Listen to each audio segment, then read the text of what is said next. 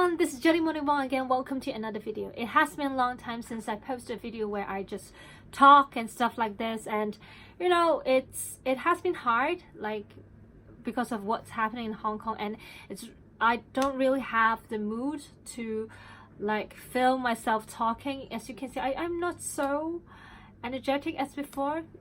It's really hard, but somehow today I just decided I have to film this because I don't want myself to keep on being so depressed and not being able to do anything except from working, and I just want to cheer myself up a bit, and that's why I'm doing this video. Not just mainly for myself. I know these videos are, you know, not a lot of people are watching it, but I'm just doing it for myself. It's very comforting, and being able to do it means a lot to me. And yeah, anyway, so today I'm going to introduce a book that I finished reading it in August, but I didn't have the mood to film it in September, and that's why I'm doing it right now. This should be the August reads of 2019. So this book is called The Woman Who Turned into a Vending Machine. It was so interesting, and I actually bought the paperback version, but oh my god, I just keep on forgetting it in my workplace. The reason why I bought it to my workplace is because I wanted to teach some of the stories inside this book because it's so amazing, and I think it suits my students perfectly, and that's why I bought it there. But I just know that every time when I thought, oh, I should bring it back home to film this video, I just forgot, and I just don't think I could prolong this anymore. So that's why I'm doing with the, using the picture version here. Anyways, the book cover looks like this, and I can't show you how thin this book it is. It's around like this thin. Like it's around this big and this thin, and each of the stories are very, very short, which is not a bad thing because, especially for me, I'm someone really, really busy, and to keep my habit of reading going on, I really need my stories to be like thin, short, so that I can feel like, oh, I just finished reading a book and I have more motivations to read on. And these books are just perfect. Actually, I bought these books within an independent bookstore in Singapore called Books Actually, along with other books. I actually bought a few of these like very thin books from that bookstore. I actually place all these books in my workplace because, once again, I just want to tell you how great and perfect these stories are for my teaching. That's why I just totally forgot to bring that. Anyways, there's these few stacks, and I actually bought a lot from those bookstores, and the reason why I also bought so many is because these books cannot be found in mainstream or chain bookstores. It is actually published by the bookstores, Books Actually as well, under the name Math Press. Is it Math Press? I'm sorry. Okay, yeah, anyways, here. And that's why it's so amazing. Like, I love that they don't publish books that you can always find in mainstreams or chain bookstores. The content is very unique, just like this book I'm introducing. If you just look at the title, I think the reason why I just grabbed onto this book at first time was because of the title. It is so unique, and don't think that the whole book is surrounded with the story of a woman turning into a vending machine. There's actually a lot more stories, and my favorite story would be the story about the painted skin. So if you actually type in painted skin in YouTube, you will actually see a movie that has the same name as this. Like, this Chinese movie actually is inspired by a very, very traditional and old Chinese fairy tale called Liu Zai. So this Liu Zai is like a set of ghost or spirit stories that tells, how ancient Chinese people interact with spirits and their stories with these spirits and ghosts. And it's like there's a lot of mythical creatures and Yao Kuai stuff in it as well. And it is definitely a collection of short stories that Chinese children would often know or hear about. And so first of all, the movie actually adapts what's one of the stories from this collection of stories, and which is the painted skin. So there's this Yao Guai and spirit where she has a very beautiful female appearance, but in fact inside she's a beast and a spirit, a ghost, where she could tear off her human skin at a certain point and then paint on it.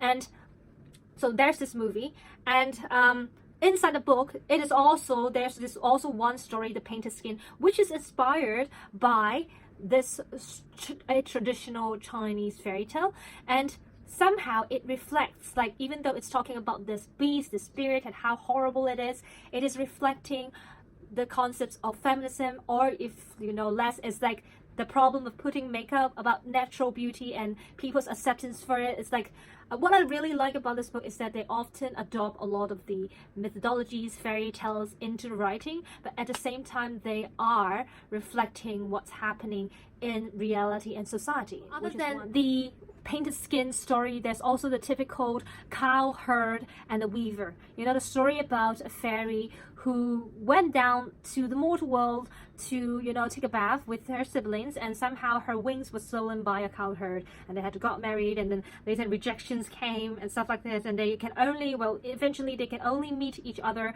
like once a year. So there's this very, very famous Chinese fairy tale.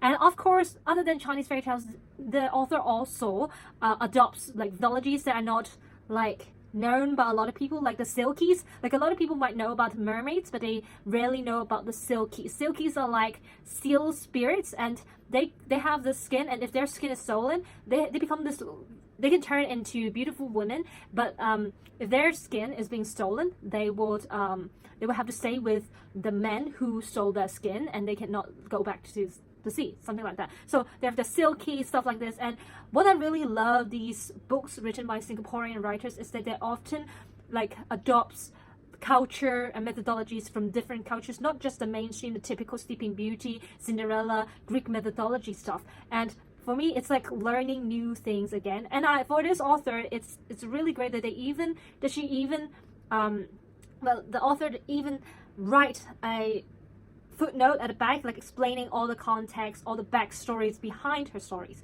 And so basically her stories is like adopting methodologies from different culture, and then later on, like these, even though on the surface it looks like, okay, I'm talking about the myths in modern days, at the same time it is reflecting what's happening in reality, especially surrounding the theme of feminism.